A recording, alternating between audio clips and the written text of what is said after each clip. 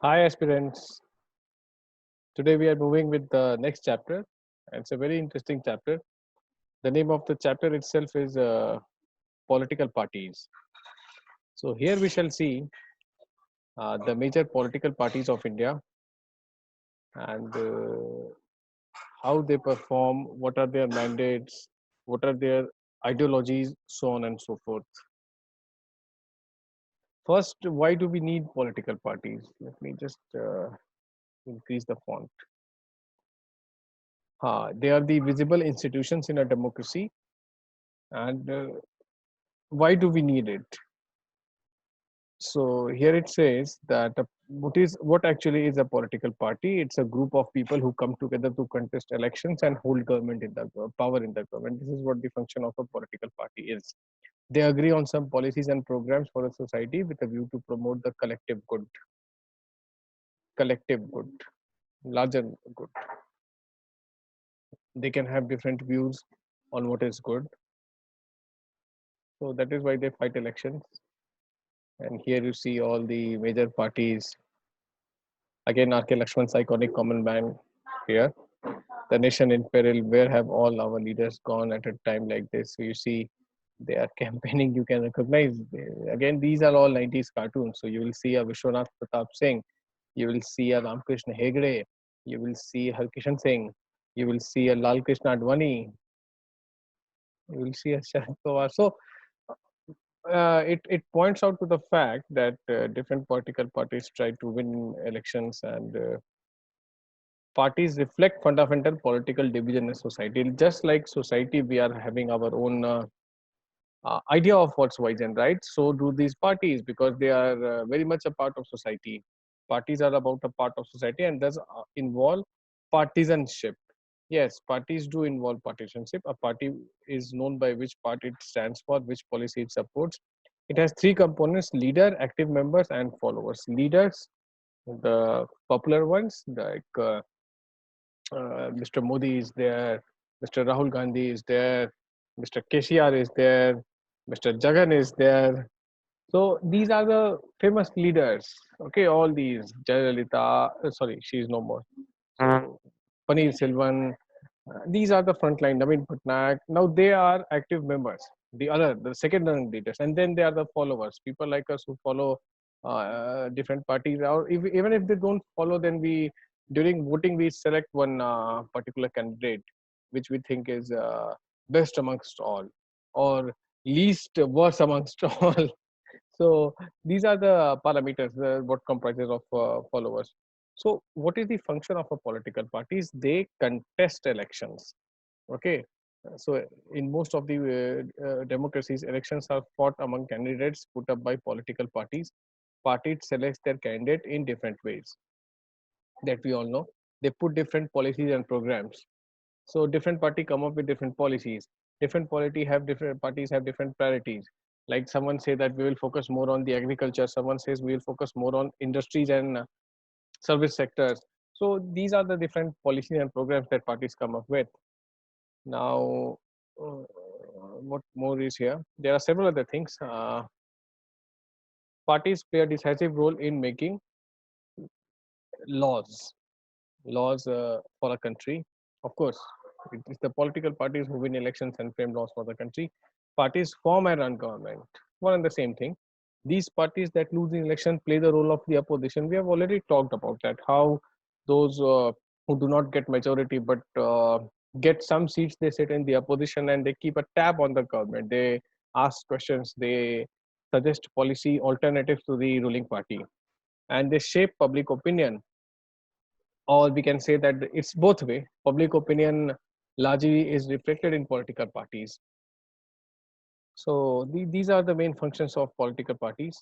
And quickly moving to there are some mere elaborations given in this following paragraph. The necessity is very much there because India, being such a huge country, such a diverse country, cannot have a survey or a kind of SMS or a WhatsApp facility for every decision. What the majority says, that would be simply next to impossible. That is why we elect government from the political parties who takes decision on our behalf.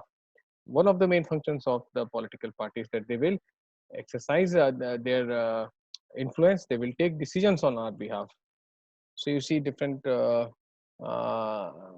parties. They did activists of BJP Mahila Morcha demonstrate hike in price of onions and LPG in Vishakhapatnam.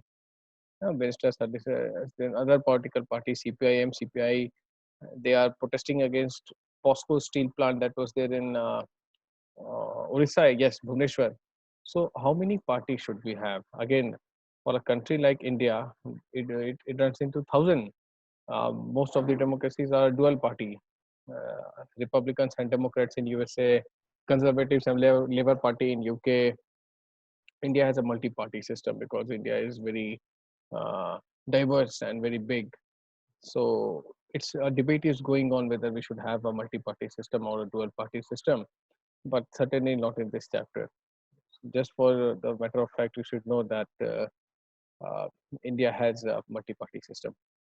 Now, in China, there is only Communist Party of China, and even if elections are being fought, there are multiple candidates from the same uh, party. Whoever face you like more, you can vote them. They all look more or look alike. I hope that's not racist, but just telling you that when there is a uni-party system, you don't have choice. China is not a democracy. China is not all a democracy. So that is why they can afford to have one party, that is the Communist Party of China. Every other form of opposition is banned there. You cannot talk of democracy over there. So here they have written that the USA and UK are examples of two-party system. So what happens in a multi-party system? India has evolved a multi-party system. It is because of the social and geographical diversity in such a large country is not easily absorbed by even two or three parties. That is why we need regional parties. This is what the current chapter says, that regional aspirations are being heard because of regional parties. And India, don't forget, India had influence of just one party after 3 decades of independence. To put it bluntly, one family was there. Congress was ruled by the Gandhis, still it is being ruled by Gandhi. The only difference is that they are not in power now. So from Jawaharlal Nehru to Indira Gandhi, it was more of a family, even till Rajiv Gandhi. So out of 50 years which Congress has ruled, good 25, 30 years has been ruled by one party. So it was a more of a one party system. The opposition was in doldrums. Opposition was not able to influence something, not much. The first time it did was in 70s when Janata Party came, but Janata Party went away as soon as it came, became within 3 years itself. So of course now we are moving to multi-party, at least in states, if not in center. Now another thing, uh, just some important things that we need to national parties. Now, what are the national parties? And every party in the India has to register with the election commission. It treats all the parties equally, but then big parties are accorded some facilities which small parties are not, because of the sheer size of operations they are into. These parties have a unique symbol, and only the official candidate of the party can use that election symbol. So this is with the election commission. ECI, you know, is a constitutional office, a constitutional organization. So here a classification is given. Detailed criteria EC has laid down for the proportion of votes and seats that a party must get in order to be a recognized party. A party that secures at least six, please remember it, 6% of the total votes in election to legislative assembly of a state and wins at least 2 seats is recognized as state party. So in order to become a state party, like in your state, if AIMIM, All India Majlis-e-Ittehad al-Muslimin, Overseas Party, if it wants to become a state party, then it has to win 6% of total votes in your assembly elections, in the Vidhan Sabha elections. 6% of the total votes. I'm not talking about total seats, please see. Total votes, and then it has to win 2 seats, 2 assembly seats plus 6% of votes that has been polled. And for Lok Sabha, a party that secures at least 6% of total votes in Lok Sabha election or assembly elections in 4 states and wins at least 4 seats in Lok Sabha is a national party. Now, One, you have to win 4 seats in Lok Sabha, then you have to win at least 4 seats in Lok Sabha, and then you have to secure 6% of total votes in Lok Sabha, or 4 Vidhan Sabhas. Here it is given or. 2019 Lok Sabha elections happened, so any party which secured 6% of the total seats, votes polled in Lok Sabha, or if it gets 4% votes in 4 Vidhan Sabhas, Andhra Pradesh, Karnataka, Tamil Nadu, Kerala, 4 Vidhan Sabhas, any 4. If you get 4% of the total votes, or in Lok Sabha, wait for the Lok Sabha that happens after every 5 years and get 6% votes, and win at least 4 seats. Can be from one state, multiple states, not an issue. So this thing is actually in more details given polity, but here I'm sticking with the NCRT. Now there is All India Trinamool Congress. Now this is the Mamata Banerjee's party. So she was earlier a part of Congress. She got separated in 1998, and it's now a national party. However, uh, TMC's national party criteria is under threat. EC has asked them why shouldn't, because they have not been able to fulfill the criteria in this election. Same goes for BSP, Bahujan Samaj Party, Mayawati ji's party. Her party's national party criteria is under threat. EC has asked that we will withdraw. They have said that please don't do that. Don't make us a state party. EC has said that you do not fulfill the criteria. So just a matter of time that their national party criteria will be gone, because they don't fall under the category that we just saw to become a national party. 3 conditions I told you: 6% of votes in Lok Sabha, 4% in 4 Vidhan Sabha, and 4 Lok Sabha seats. Anywhere it can be. So Bahujan Samaj Party can get seats in Uttar Pradesh. TMC can get seats in Bengal, more than 4 seats for sure. But they have to either get 6% of total votes polled in Lok Sabha, or 4% seats in 4 Vidhan Sabha, which they are increasingly not being able to attain that. They are successively being. So, what is this BSP? It was founded by Kashi Ram. Kashi Ram was the mentor of Mayawati. He was once asked that, Mr. Kashi Ramji, this I read in Swaminathan S. Ankleshwar Iyer's article, which I used to read Times of India long back. Now I have given it up because of the likes of Chetan Bhagat and Shobha Day writing columns in it. So I can't read that. So Swaminathan, Swanomics is a very popular. I used to read that during my school times, and Swaminathan Ankleshwar Iyer once wrote that he was asked, Kashiram was asked whether you are a rightist or a leftist, and he replied that I am an opportunist. So he is the founder of Bahujan Samaj Party, the political mentor of Mayawati ji. It includes Dalits, Adivasis, OBCs, and religious minorities, and takes inspiration from the right of Periyar. You must have knowing this name, Phule, Sahu Maharaj, and of course Ambedkar. Stands for the cause of securing the interest and welfare of Dalit and oppressed people. Formed in UP, but has proliferated to other places. They still have a very dedicated movement. Something similar can be said about TMC. I'll just brief you. I will tell you more things that is written here. Just listen to me. TMC, Trinamool Congress. Mamata Banerjee, for long she fought against the communists. Bengal was a den of the communists. She defeated the communists, and second time she has won the Vidhan Sabha elections in Bengal. However, her Lok Sabha seat has been eroding. BJP has made a huge dent in Bengal. They have managed, I guess, 11 seats or no, 15 or 18 seats in Lok Sabha in Bengal. So that was a big dent in Mamata Banerjee's TMC's vote bank. Now the party, the flavor of the season, the BJP. See, BJP's predecessor is known as Jan Sangh. Now, Jan Sangh was actually founded by Shyama Prasad Mukherjee. Shyama Prasad Mukherjee was health minister of Jawaharlal Nehru. He resigned in 1951 on the issue of 370 and Kashmir. On the Article 370, he used to say that एक देश में दो संविधान and दो विधान नहीं चलेंगे. So he was staunchly against 370 and giving special status to Kashmir. So he resigned, and then he formed his own party, Jan Sangh. Now this Jan Sangh later metamorphosed in 80s under the leadership of Vajpayee as Bharatiya Janata Party. So In 84 elections, they managed just 2 seats. Rajiv Gandhi called them Hum Do Hamare Do. In 2014, they won 283 seats. So in 2019, they won 303 seats. So currently, BJP is the most powerful party. In fact, world's largest party, having a charismatic leader in the form of current Prime Minister, a very dedicated cadre, backed by his organizational mentor, that is Rashtriya Swayamsevak Sangh, that is RSS. They are a right-wing party. What is right-wing? It believes in cultural nationalism.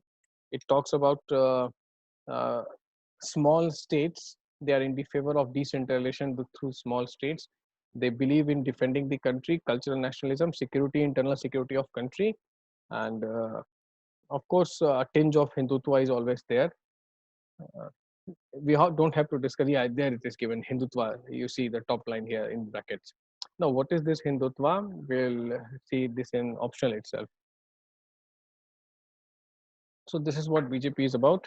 CPI, Communist Party of India, formed in 1925, got separated into another branch, CPIM, that is CPI Marxist.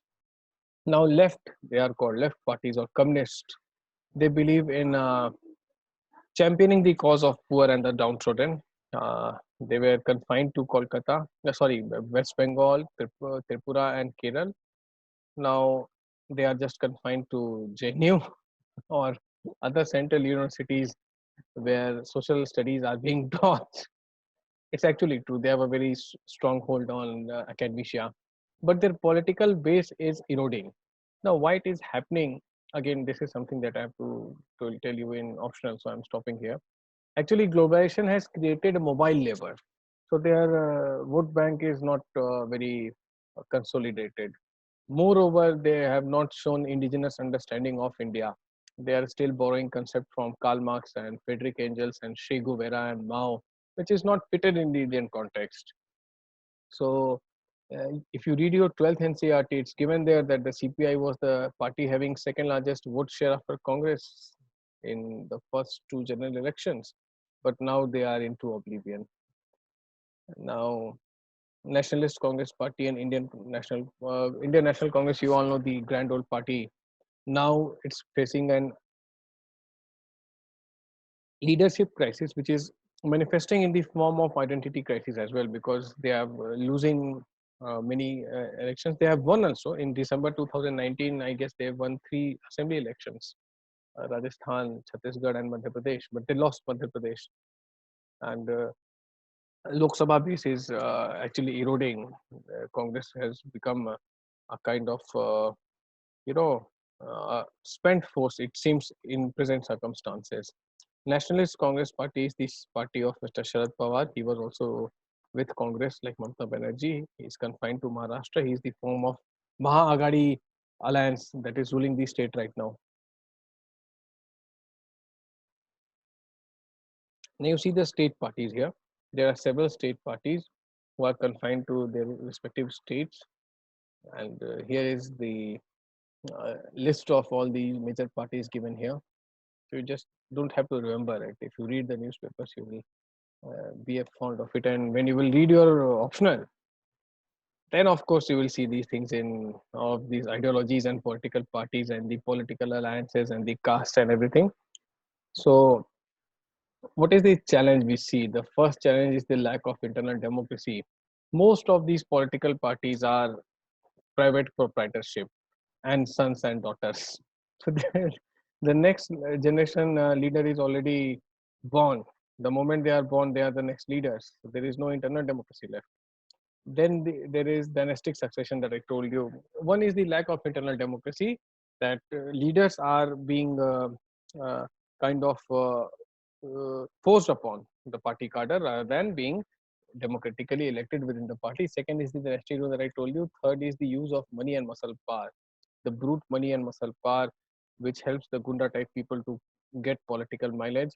And fourth is that these parties do not offer a meaningful choice. I mean, uh, almost all parties. If I talk about ideology, I see ideology only in Communist and the BJP. No other party, demonstrates ideology to me. At least they all are what Mr. Kashiram said, that we are opportunists. So there is a lack of internal choice, meaningful choice that is left with the voter. So these are the main things that we have seen here, and I don't think there is anything much left here. Now, very briefly, it has introduced you to the party. Now, we will discuss defection in the next class. It's a proper topic that will require some understanding.